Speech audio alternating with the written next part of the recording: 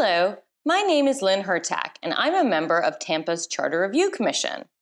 The City Council and Mayor appointed a Citizens Advisory Commission to review the city's charter for the first time since 1975 and make any recommendations for changes.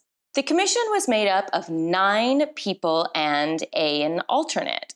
Those 9 members, including myself, were Bill Carlson, Ron Cristaldi, Rick Fueo, Orlando Goods, Morris Massey, Pavanay Scott, Michael Stevens, Andrea Zellman, and alternate Joe Citro. We had the help of a facilitator to go through all of this process with us because this was new to us. And she helped us between August of 2017 and May of 2018 to get to go through all of the different sections of the charter and take a look and see what we thought needed to be changed. And that is why you see 18 different amendments in front of you if you are looking at your ballot. I'm going to go through all 18 amendments and tell you a little bit about each one and why we decided to recommend these changes. Amendment number 1 just simply modifies the charter by replacing any of the antiquated language.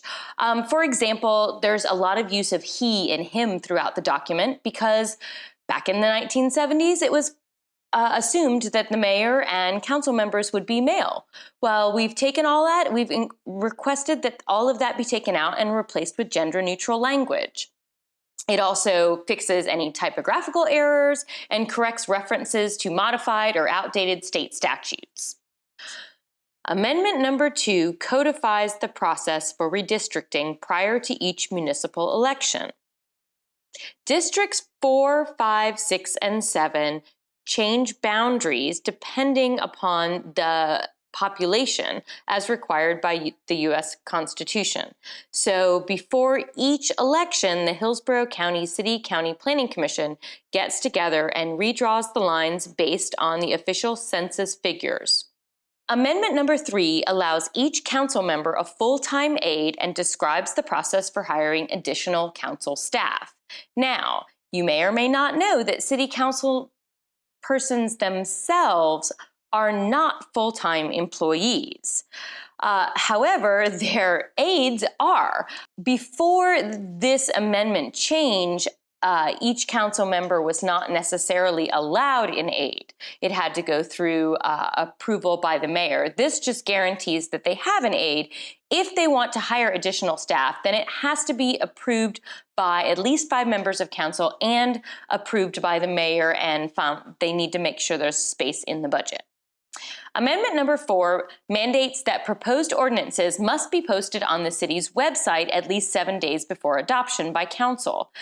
Currently, the requirement is that they be posted in a local paper. Well, in the 1970s, there wasn't the web, so it wasn't an issue. So we thought that needed to be updated to also include the way that a lot of people get their news and information now. Amendment number 5 specifies the duties of the city clerk, and those include the role of city historian and custodian of all city records. Number 6 just clarifies that officers, directors, managers, and supervisors who are not subject to civil service are exempt from meeting civil service requirements. Again, just a simple clarification. Amendment number 7 clears up the language regarding the conditions under which the city council chair becomes acting mayor. Previously, a mayor's, quote, absence from the city, unquote, triggered this council chair becoming acting mayor. Now it's an inability of the mayor to serve, which allows the mayor to traverse the county and other areas and still perform the duties of mayor. Number 8 explains how the mayor and city council can establish, abolish, or modify offices, departments, or boards. Now, there are certain charter mandated boards that are do not follow this process and that are required. And those are Revenue and Finance, Internal Audit, Police, and Fire departments, along with the Employee Retirement and Pension Fund boards. Amendment number 9 specifies that the duties of city offices are established by the mayor and confirmed by a city council vote. Amendment number 10 requires people hired to run city departments who live within the city limits within 1 year of their appointment. Oftentimes people might be hired from other places, and it gives them time to find a home and settle into the Tampa area. City Council can issue 2 one-year extensions by a supermajority. Currently, the way they get around that is they hire an interim director, which allows the person to stay outside of the county line, or rather the city limits, until infinitely, and this ends that process. Amendment 11 allows the mayor more time to submit department head or similarly responsible administrative personnel appointees to council who need to approve them. It allows for extended time to find the best possible candidates. Now a lot of those searches are national because our city is much larger. So they used to only allow 30 days, and now it allows 90. Amendment 12 allows the city to diversify the fund usage within set expenditures as long as it follows the rules of the pertaining document, which is a big way to say that the city can't take new sewer infrastructure dollars and move them to transit. Amendment 13 lets the city invest in any fund allowed by state law except for mortgage-backed securities. Currently, the city is limited to investing in U.S. bonds and certificates, notes or bills, and interest-bearing time deposits, which are generally low-yield investments. This isn't an ability for the city to go crazy. It still has to follow what state law is. So it's still only allowed to invest in the state of Florida approved investments. Amendment number 14 defines the mechanism by which boards and committees are created. Amendment number 15 specifies more clearly how municipal elections are to occur.